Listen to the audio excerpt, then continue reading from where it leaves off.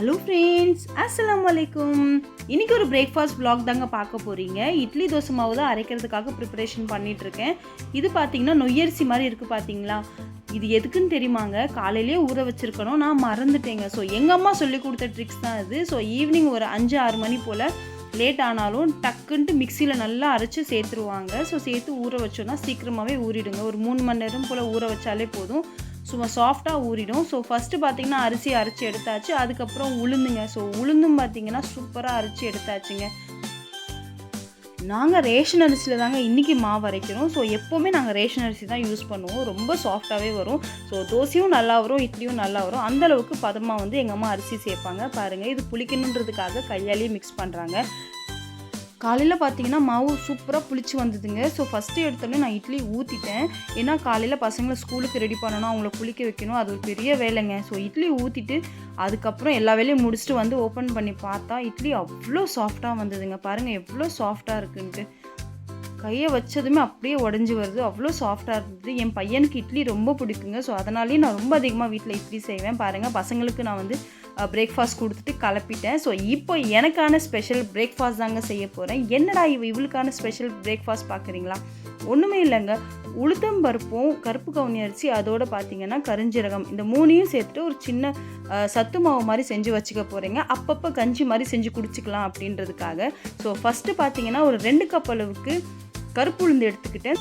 அதுலேருந்து நல்லா வாசம் வர வரைக்கும் ஃப்ரை பண்ணி எடுத்துக்கோங்க. ஸோ நான் ஃப்ரை பண்ணி தனியாக வந்து ஒரு பவுலில் எடுத்துக்கிறேன்.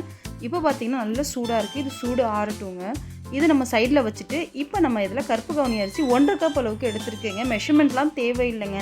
எனக்கு உளுந்து அதிகமாக சாப்பிட்ணுன்றதுக்காக நான் உளுந்து அதிகமாக எடுத்துக்கிட்டு கருப்பு கவுனி அரிசியை கொஞ்சம் கம்மியாக எடுத்துக்கிட்டேன். நீங்கள் ஈக்குவலாகவும் எடுத்துக்கலாம், இல்லை நீங்கள் வந்து கருப்பு கவுனி அரிசி அதிகமாகவும் எடுத்துக்கலாம். ஸோ உங்கள் விருப்பத்துக்கு ஏற்ற மாதிரி தாங்க. ஸோ இப்போ பார்த்தீங்கன்னா இதோட கொஞ்சம் கருஞ்சீரகமும் சேர்த்து நான் ஃப்ரை பண்ணி எடுத்துட்டேங்க.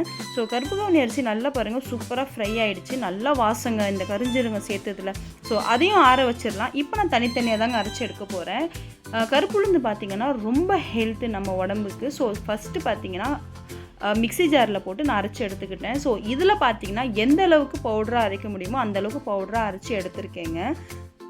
இது பார்த்திங்கன்னா ரொம்ப பவுடராக இல்லைங்க. நம்ம வந்து இட்லி பொடி இருக்கும் பார்த்திங்களா, அதை விட கொஞ்சம் கம்மியாக இருக்குது, அவ்வளோதான். பட் வந்து நம்ம வந்து கடிச்சு மென்று சாப்பிட்ற மாதிரி தான் இருக்கும் நம்ம குக் பண்ணும்போது. ஸோ இது வந்து தனியாக எடுத்து வச்சுக்கிட்டேன். ஏன்னா வந்து நல்ல சூடாக இருக்கும். ஸோ அது நல்லா ஆறணும். இந்த சைடு பார்த்திங்கன்னா கருப்பு கவுனி அரிசியும் கருஞ்சீரகமும் சேர்த்துட்டேங்க. அப்பா, அப்படியே அரைச்சி முடித்த உடனே ஓப்பன் பண்ணால் செம்ம வாசங்க. அதுவே எனக்கு அவ்வளோ சூப்பராக இருந்தது. ஸோ அதையும் பார்த்திங்கன்னா நல்ல சூப்பராக வந்து முடிஞ்ச அளவுக்கு பவுடராக அரைச்சி நான் எடுத்துக்கிட்டேங்க. பாருங்கள் எவ்வளோ சூப்பராக அரைஞ்சிருக்குன்றத. ஸோ இதுவுமே பார்த்திங்கன்னா எந்த அளவுக்கு சாஃப்ட் ஆகுமோ அந்தளவுக்கு தான் பவுடராக இருக்குங்க. ஸோ இது ரெண்டுத்தையுமே வந்து நம்ம மிக்ஸ் பண்ணிடலாம். இது கொஞ்சம் ஆறட்டும். ஸோ அதனால் நான் வந்து இந்த கடாயிலே வச்சு ஓப்பனில் வச்சுட்டேங்க.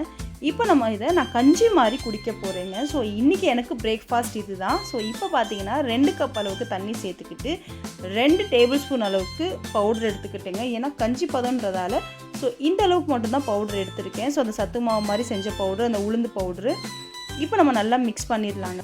இதில் அடிஷ்னலாக ஒரு ஹாஃப் டேபிள் ஸ்பூன் அளவுக்கு நான் ஸ்பைசஸ் ஆட் பண்ணுறேன். அதோட உப்பும் சேர்த்துக்கிறேங்க. ஸ்பைசஸ் என்னன்னு கேட்டிங்கன்னா ஒன்றுமே இல்லைங்க, ஜீரகம், சோம்பு, ஓமம், மிளகு, இது எல்லாமே வந்து கொஞ்சம் பவுடர் மாதிரி வந்து வச்சுப்பேன். ஸோ சுடு தண்ணியில் கொஞ்சம் மிக்ஸ் பண்ணி காலையில் குடிப்பேங்க. ஸோ அது பார்த்திங்கன்னா இதோட சேர்த்துக்கிட்டேன். இப்போ இது சூப்பராக கொதி வந்துருச்சுங்க. இப்போ நான் ஃப்ளேமை ஆஃப் பண்ணிட்டேன். பாருங்கள், இது இந்த அளவுக்கு திக்காக இருக்குது. இது இன்னும் ஆற திக்காகுங்க. இதில் நம்ம வந்து நான் சால்ட் சேர்த்துருக்கேன். நீங்கள் வந்து வெல்லம் சேர்த்து தேங்காய் சேர்த்து கூட குடிக்கலாம். பாருங்கள், இது ஓரளவுக்கு வந்து குடிக்கிற பதம் வந்தோடனே நான் வந்து ஒரு டம்ளரில் போட்டுக்கிட்டேன். இன்றைக்கி எனக்கு பிரேக்ஃபாஸ்ட் இது தாங்க. ஸோ ரொம்ப சூப்பரான ஹெல்த்தியான பிரேக்ஃபாஸ்ட் தான் எனக்கு இன்றைக்கி முடிஞ்சது. ஸோ அவ்வளோதாங்க, பாய்.